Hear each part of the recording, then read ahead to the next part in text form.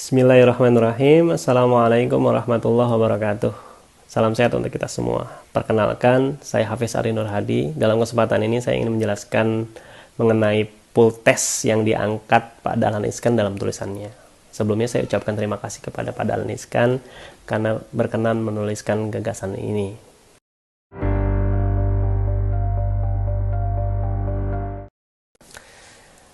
Ya, kita tahu ada satu pertanyaan ya yang paling sulit dijawab hari ini ya.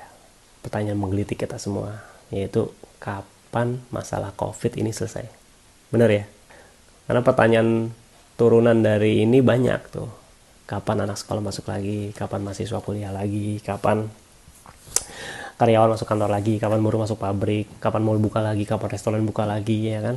Mari kita coba jawab pertanyaan ini ya. Untuk bisa menjawab pertanyaan ini harus kita pilah masalahnya. Masalah sebab, masalah akibat.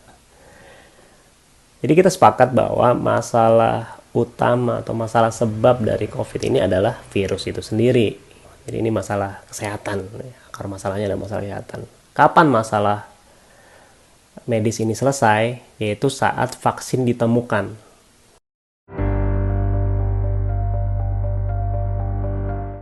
Ada masalah kedua yang itu masalah akibat dari masalah virus ini, yaitu masalah ekonomi. Kenapa masalah ekonomi ini muncul gitu?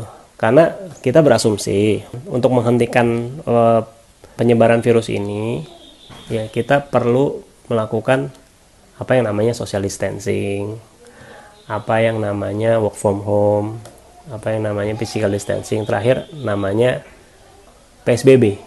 Ya, kalau di luar namanya lockdown ya. Kenapa kita perlu lockdown? Jadi karena dengan kita membatasi aktivitas, maka kita akan membatasi penyebaran virus. Karena virusnya nggak kelihatan, kita nggak tahu. Lockdown ini karena mengasumsikan bahwa kita semua ini punya potensi tertular dan menularkan, gitu.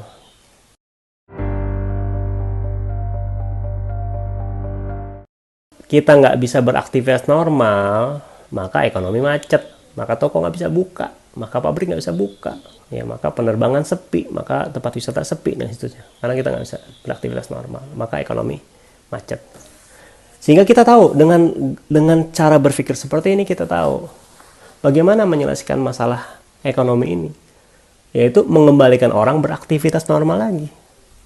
Kalau orang aktivitas normal lagi, maka ekonomi muter lagi.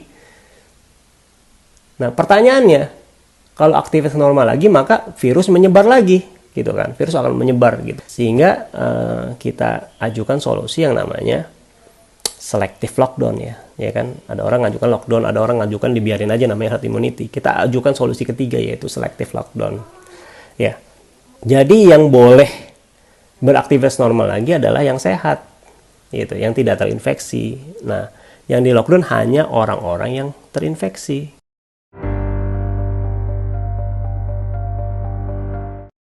Pertanyaan berikutnya adalah, bagaimana kita mengetahui siapa yang terinfeksi dan siapa yang tidak terinfeksi? Betul ya? Jadi, nah ini kan perlu tes. Sehingga dari tes ini kita bisa punya data. Karena data ini adalah kunci. Tes untuk COVID ini ada dua jenis ya. Yang pertama rapid test dan yang kedua adalah swab test. Rapid test itu ngambil darah untuk mengecek antibody. Yang kedua swab test ya, dia ngecek virusnya. Untuk yang rapid test ini akurasinya 92%, saya baca papernya itu 92%, sehingga ada kemungkinan 8% error. Yang dites hasilnya negatif masih belum tentu negatif, yang dites hasilnya positif masih belum tentu positif. Nah, karena kita perlu data yang akurat, nggak bisa kita pakai rapid test ya, sehingga kita pakai yang namanya swab test. Nah, masalahnya swab test ini harganya mahal. Swab test ini sekali tes ini untuk individu ya, satu orang itu biaya habis pakainya sekitar 1 juta rupiah ya. Paling mahal di regen ekstraksi sama regen deteksi ya.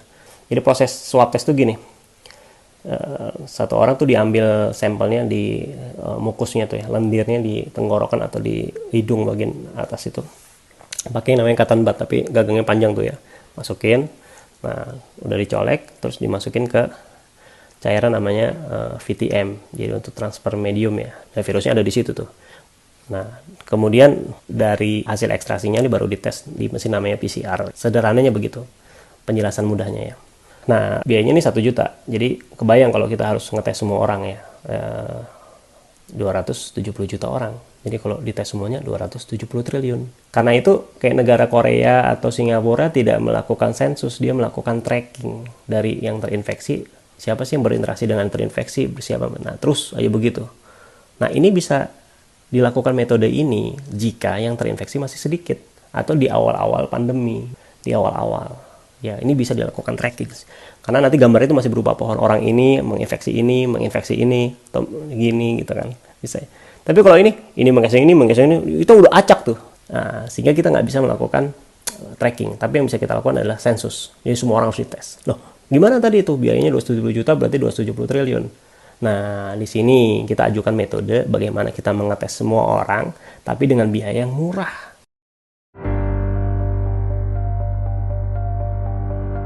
Gimana caranya? Nah, ini awalnya idenya dari orang Jerman, namanya binary pool testing. Nah, saya jelasin pool testing itu sendiri. Pool testing itu gini, kalau tadi sampel-sampel yang dari korek kuping dicampurkan pada dilarutkan pada cairan VTM. Nah, sebelum dimasukkan ke badan mesin ekstraksi, ini cairan-cairan ini dari banyak orang ini, sampel dari banyak orang ini digabungin dulu gitu. Baru dites. Jadi kalau yang dites itu 100 orang yang digabungin gitu kan. Yang tadinya butuh 100 ekstraksi, hanya cukup butuh 1 ekstraksi karena udah digabungin gitu. Nah, itu yang namanya pool testing. Jadi yang jadi sampel bukan sampel individu, tapi sampel gabungan. Gabungan dari sebuah klaster. Klasternya bisa apa saja.